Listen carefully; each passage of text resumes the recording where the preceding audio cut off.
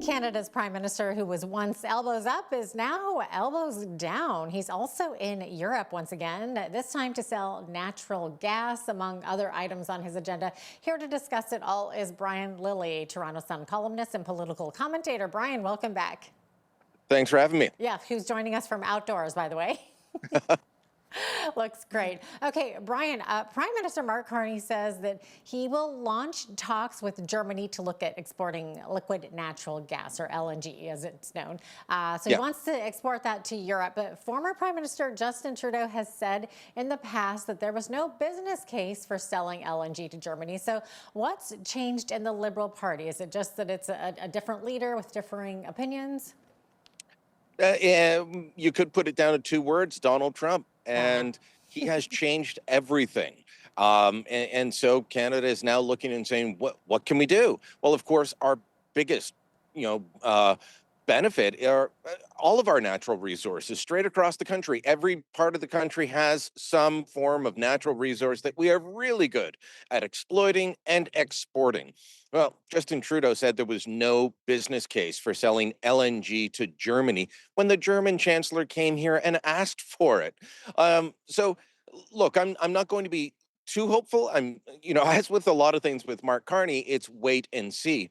So they're going to launch talks to begin discussions about exporting liquefied natural gas, and he's talking about it in the medium term. So this could be a while. I think he should have been talking about this with Poland. Poland imports more than 17 billion cubic meters of natural gas every year. They need suppliers. We've got the product. You should be talking about this with Latvia as well, with Ukraine. All of these countries wanted our products. The US has been going in under Trump and getting deals to buy it already. So hopefully we speed up the talks, because he said we've got to build things fast. Let's get things going and make sure that we are the supplier of choice. Yeah. Okay. So, Brian, you mentioned there Poland and Latvia and Ukraine, which actually were also stops on Carney's tour of Europe. So there's been a lot of photo ops. There's been a lot of announcement. But has there been anything concrete happening? It's been a lot of sizzle. And if you're looking for the steak, keep looking. So even when he went to Ukraine and he announced $2 billion for drones and other technology, that was something that he'd already announced in Kananaskis at the G7. So, he's trying to make sure he's got face time. We have to remember that Mark Carney was excluded from the big meeting just over a week ago in Washington, D.C. All these partners that came together to try and help Ukraine with the peace deal. Well, it was the head of NATO. It was the head of the EU. It was the heads of government for Britain, France, Germany, Italy, Finland, not Canada. We were excluded because we're not seen as a reliable ally and partner. Carney is trying to reverse that. It's got a lot of work to do, though. 10 years of Justin Trudeau being all sizzle and no steak. We have a bad reputation on the international stage now. Don't let people tell you otherwise. It's true. We're isolated or ignored in a lot of capitals, and Carney needs to try and undo that damage. I believe this was part of what he was doing. Oh, boy. All right. Damage control. Okay. So last week's big announcement that Carney was putting his elbows down is still reverberating, Brian.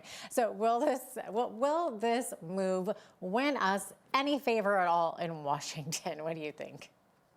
Well, it's got to do something to thaw the icy relationship with Washington. I think I was saying to you last week, in March, when Premier Doug Ford from Ontario was down there, he was told by Howard Lutnick that you're our top priority. Once we do our Liberation Day tariffs on April 2nd, you're at the top of the list for wanting to get a deal. And then we came close to a deal and things fell apart. And I've been hearing since May, since June, and on that Ambassador Kristen Hillman is part of the problem, and she is still our chief negotiator. Things fell apart. So, taking away these counter tariffs, which the Americans were really irritated about because they were on CUSMA compliant goods. We put them on CUSMA compliant goods when they didn't. They have tariffed our steel, our aluminum, copper, all of that. But we were violating the trade agreement, they say. I mean, we can both go back and forth on that. But they were just fed up. I mean, we weren't getting calls returned. Carney didn't speak to Trump for 2 months almost. over the way things have been going. I'm told doors have been closed to Canadian negotiators. So Dominic LeBlanc is going to go down, meet with Howard Lutnick, the Commerce Secretary, and hopefully start moving things along. Carney was asked several times, did you get assurances from Trump that removing these will help the talks? And he was told yes. Okay. Speaking of Washington, Brian, why did embassy staff in Washington need to hire a Democrat firm to teach them how to understand Republicans? What's going on? Yeah, this would be like hiring Katie Telford, Justin Trudeau's former chief of staff, to go and teach someone, how to communicate with the Conservatives, what matters to Pierre Poilievre and his team. You don't do that. There's all kinds of lobbying firms and consulting firms in capitals like Edmonton or Ottawa or Washington. They hired a firm called Signal Group LLC. And this is a group headed up by a man whose claim to fame was reversing a decade of the Democrats not winning back in 2018. Who was president in 2018? Donald Trump. What did this guy do? He helped take the House back for the first time in a decade. And that's who you're getting to teach embassy staff how to deal with conservative media, how to adjust your talking points to, so that they fall in the right way, so that you're speaking to someone in a language they understand or with a message that will get through to them. Well, why are you hiring Democrats for that? There are plenty of firms that have both Democrats and Republicans. There are firms that are just Republican. This was unreal. But part of the problem is, and this goes back to Ambassador Hillman, is that this is an embassy that has not cultivated relationships with Republicans. They didn't in Trump's first term. They didn't in the Biden years, and they're not doing it now. When you're a diplomat, you have to talk to all sides because governments change power. And so the ambassador that Trump has here in Canada, Pete Hoekstra, he's going to be talking to liberals because they're in power, but he's also going to be meeting with the conservatives, expressing the concern of the Trump government, hearing from them, gaining intel. They just haven't been doing that in Washington at the Canadian embassy. They were all in on Biden, and they don't know what to do with Trump, even though he's been there before. They should. Oh, boy. Okay, Brian, getting back to Germany for a second here. So while we're pitching liquid natural gas to Germany, they are pitching submarines to us. So tell us about the Royal Canadian Navy narrowing their choice for buying new subs to just 2 countries. Yeah, so we've narrowed the list down to two companies from two countries. It's either going to be German-made subs or South Korean. Now, they're both allies of Canada. We have free trade agreements with both of them to some extent, and both are very good in building these types of equipment. So we're buying 12 conventional submarines. Remember, we bought those ones back in the Chrétien era, used subs from Britain that, well, I think only one can still go underwater. Our Navy is a shambles. We have neglected it for Isn't far that too the long. job of a submarine? Yeah, is to yeah. I mean, submerge. for a while, the West Edmonton Mall, when it still had its submarine, had more working subs than Oh the boy. Canadian Navy. Oh. That's a shame. So we're going to be buying them.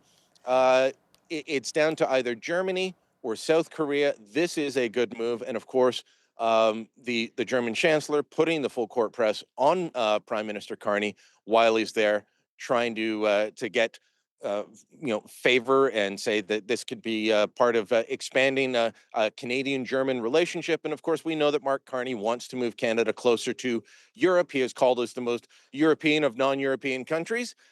So my guess is it's going to go to the German firm. But South Korean president, by the way, was in Washington yesterday at the White House. They're trying to get a better deal with Donald Trump as well. Oh my gosh, we'll have to see what happens there. Okay, so Brian, we know that the Carney government is looking to cut spending in the upcoming budget. And it seems that some departments think it will be a difficult job. And a reporter from the National Post was added to a group chat of top staffers at environment and climate change. And it looks like they don't want to cut. So what did we learn here? This was funny. I mean, these things can happen, but you should really watch who you're putting in your group chat. So Yeah. there's this long thread going on. Suddenly, reporter from National Post gets dropped into it, and they were able to see some of the discussion until they were removed from the chat. And they were discussing how difficult it is to meet these spending cut targets that they've been given: 7.5% for the coming year's budget, 10% the following year, 15% after that. And of course, they're doing what every department and bureaucrat wants to do when they don't want to cut. And none of them ever want to cut. They're finding things that the public will notice. And so one of the things they said, well, we could cut this, and it's to do with keeping algae blooms in control on the Great Lakes. Well, of course, Great Lakes are huge. A lot of people live near them. You're going to see if the algae is suddenly out of control. And then you'll say, well, you have to do something. And then they turn around and say, well, we need more money. So to me, what I saw in these text messages, of course, I didn't see the full text messages, just the story that was published. It looked like the standard political game of let's do what we can to make sure that we don't actually get cuts. Okay. Brian, you were writing recently about how the immigration department wasn't releasing new numbers. And the data just got released late Friday and shows the government is blowing past their targets. Yeah, so they release monthly data sets in terms of how many temporary foreign workers, how many people from the international mobility program, how many permanent residents are arriving. And suddenly they just stopped after the March numbers were posted at the beginning of May. This was noticed by conservative immigration critic Michelle Rempel. There were questions asked. The department just said, oh, well, we are just changing how this will be presented. We're updating the website. It'll be out soon. Late Friday in the evening, they post the numbers. There was supposed to be a cap on temporary foreign workers, excluding agriculture, of 82, I believe it was 82,000. We're already at 105,000 and year to date. So that doesn't include the month of August. In the first 6-7 months, we're past the target. International mobility program, same thing. We are well past the target. So the conservatives are calling this out, saying, look, we've got a housing crisis. We've got out of control youth unemployment. We've got high unemployment generally. And the Liberal government isn't even following the caps that they said they would put on.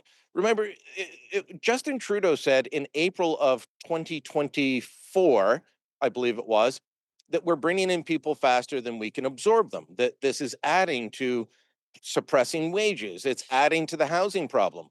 Last November, the Liberals said they were going to take steps to control this. Mark Carney said during the April election campaign that we can't bring in more people than we can easily and comfortably absorb, that he would change it. And we're not doing it. We're still bringing in people at record numbers. This is not good for the labor market. It's not good for the housing market. It's not good for Canada.